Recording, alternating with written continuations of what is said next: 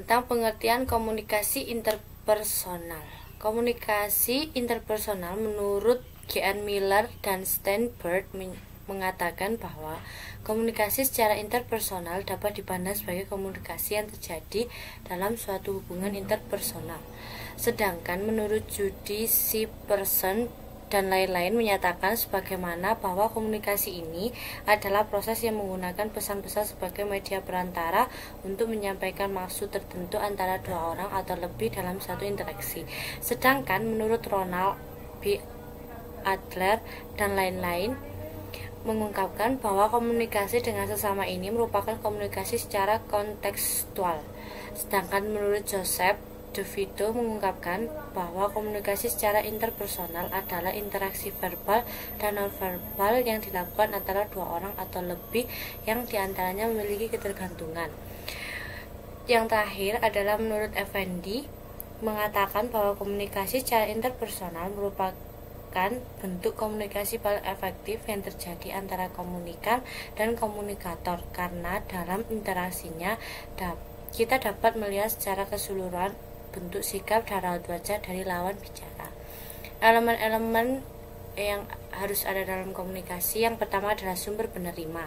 Sumber atau penerima dalam sebuah interaksi yang dilakukan akan terjadi dua orang atau lebih yang bertindak sebagai sumber informasi serta penerima informasi. Kedua elemen ini sangat penting dan tidak bisa dihilangkan.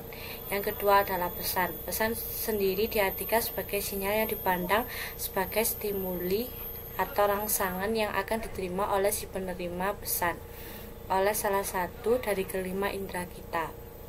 Encoding atau decoding. Encoding adalah sebuah tindakan yang bertujuan untuk menciptakan sebuah pesan, ibarat menulis dan berbicara. Sedangkan decoding adalah sebuah tindakan untuk memahami arti pesan yang disampaikan. Media atau perantara. Yang dimaksud dengan media di sini adalah sebuah perantara dalam menjembati terjadinya sebuah proses komunikasi yang efektif. Terus gangguan atau noise. Gangguan yang dimaksud di sini adalah segala hal apapun yang mampu distraksi adanya proses interaksi yang dilakukan. Berdistorsian sebuah pesan ini bisa terjadi dimanapun. Umpan balik atau feedback.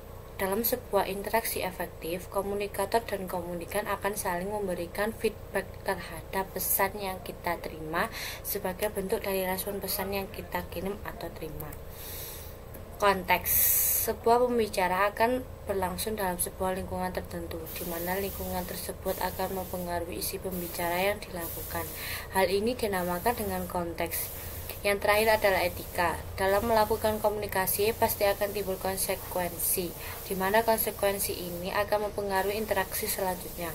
Oleh karena itu, elemen yang terakhir paling penting adalah dalam berkomunikasi adalah etika, di mana kita harus menjaga perilaku serta tutur kata yang akan kita berikan terhadap lawan bicara kita untuk tetap menjaga hubungan yang baik.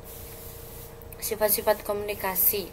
Komunikasi interpersonal merupakan komunikasi yang bergantung satu sama lain, bersifat relasional.